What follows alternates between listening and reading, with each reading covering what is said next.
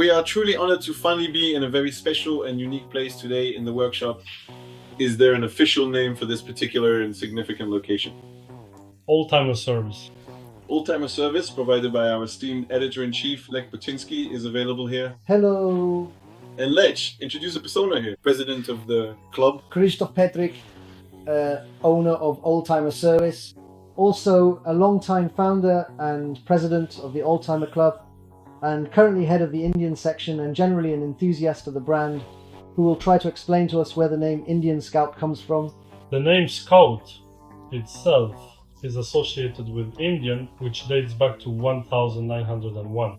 The company was founded, and after 18 years of existence, it became a well-prospering business. In 1919, at the Chicago show, a new motorcycle model was presented for the first time, featuring a completely different frame and engine design. And that was very innovative for those times. Indian was the first company in the world. They introduced the electric starter, in which year? First ones date back to 1912. With an electric starter, Yes, and then they gave up on it because it was complicated. However, in 1928, Indian once again entered the market with a very innovative motorcycle. This 101 is considered the best motorcycle when it comes to brakes, because that's actually a very important thing.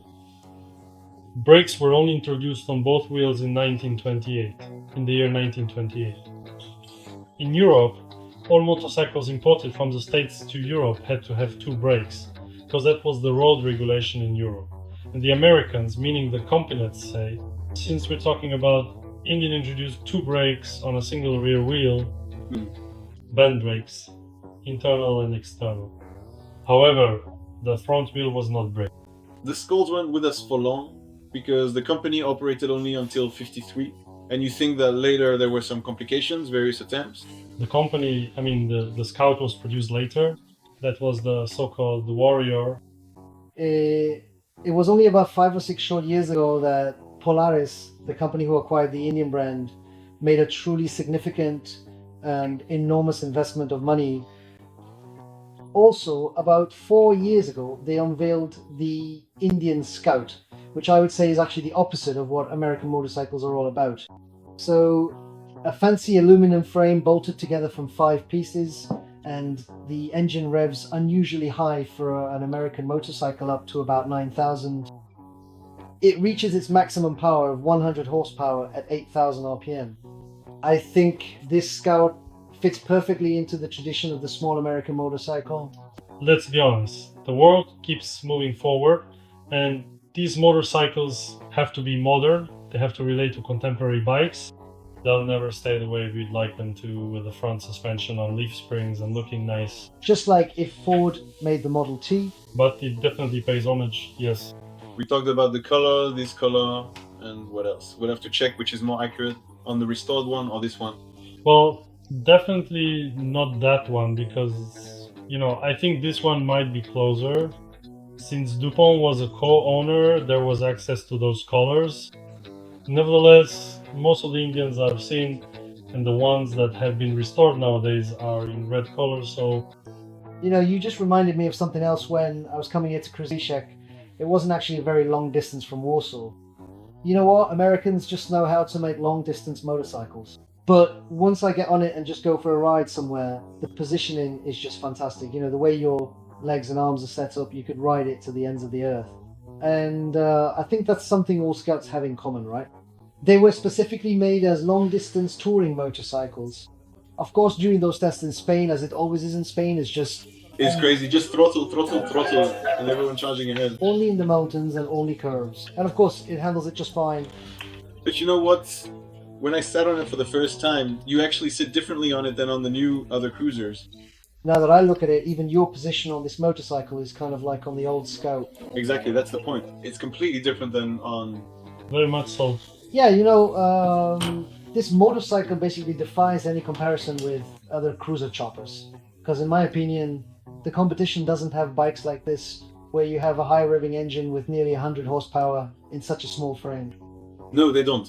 Because, the Japanese competition has pulled out. But when they did make cruisers and choppers, they were usually the kind with big, low revving engines Whereas this is a very agile motorcycle. So what does that mean? Is the new Indian acceptable to the old Indian fans? Listen, my opinion, no. No, you know what?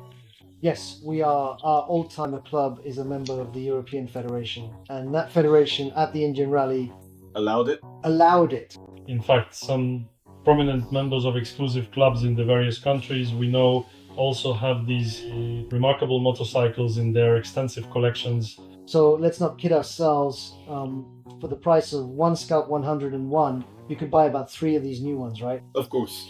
I'm really impressed that after just 5 years, the Indian company managed to make a truly good motorcycle, knowing that every company usually gets there through evolution, with annual tests, improvements, and so on. Now, with this new edition of the Indian, after 5 years, they've established themselves on the market quite well, because people are actually waiting for their ordered motorcycles. Besides, the specs we're talking about are really good. Yes, and they started from scratch. Yes, Basically, alright, let's see how many years they managed back then. They were making those motorcycles for 52 years. So if they're making this Indian for 53 years, then they've already won. And listen, as you know, Indian, just like we mentioned here, was the first in the world to introduce an electric starter. So now it's high time for the new Indian to introduce something as a world first, too. Let's just hope it's not some huge, 3D liquid crystal display, right? Or a fully electric Indian, although honestly I wouldn't mind. Why not? Electric motorcycles were already around at the beginning of the 20th century. they probably just have to record engine sounds on little speakers. You could set it up however you want. How many cubic centimeters? Which year? Overhead valve? Side valve? That's a very good idea. Thank you very much. That was a really nice conversation. I think this season we'll have to take a ride on both the old and the new one. That will really show what. We've tried it here, and it actually didn't go that badly, right? I mean, I'm talking more about myself and the old one. Right, so we'll give it a try. Thank you once again. Thank you once again.